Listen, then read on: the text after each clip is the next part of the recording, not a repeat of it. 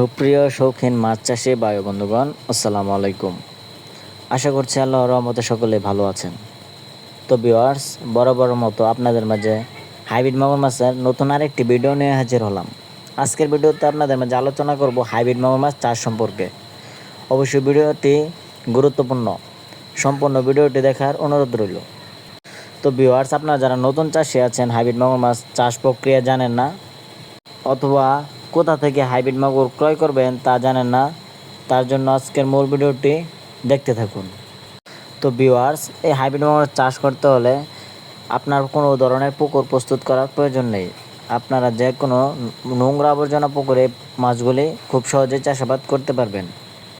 তো বলে রাখা ভালো, এই মাছগুলির রোগ বালাই খুবই কম, এরা সহজে মারা যায় না। এরা যে কোনো ধরনের পরিত্যক্ত পুকুরে এই মাছগুলি খুব সহজেই চাষাবাদ করার উপযোগী। যাদের ছোটোখাটো পুকুর পরিত্যক্ত পড়ে আছে, তারা ওই ধরনের পুকুরেও এই মাছগুলি চাষাবাদ করতে পারবেন।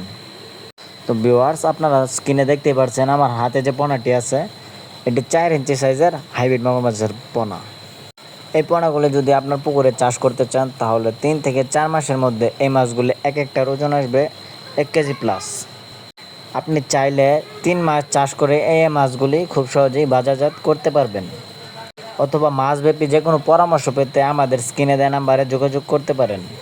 তো ভিউয়ার্স, আপনারা যারা উন্নত জাতের হাইব্রিড মাগুর মাছ ক্রয় করতে চান, তারা অবশ্যই আমাদের স্ক্রিনে দেওয়া নাম্বারে যোগাযোগ করতে পারেন।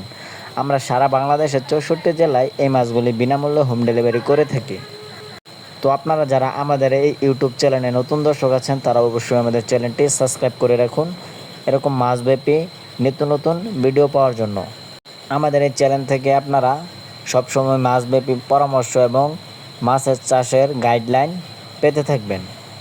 তো সম্মানিত ভিউয়ার্স, ভিডিওটি ভালো লাগলে অবশ্যই পাশে থাকবেন। আজকের ভিডিওটি এ পর্যন্তই। সকলে ভালো থাকবেন। আল্লাহ হাফেজ।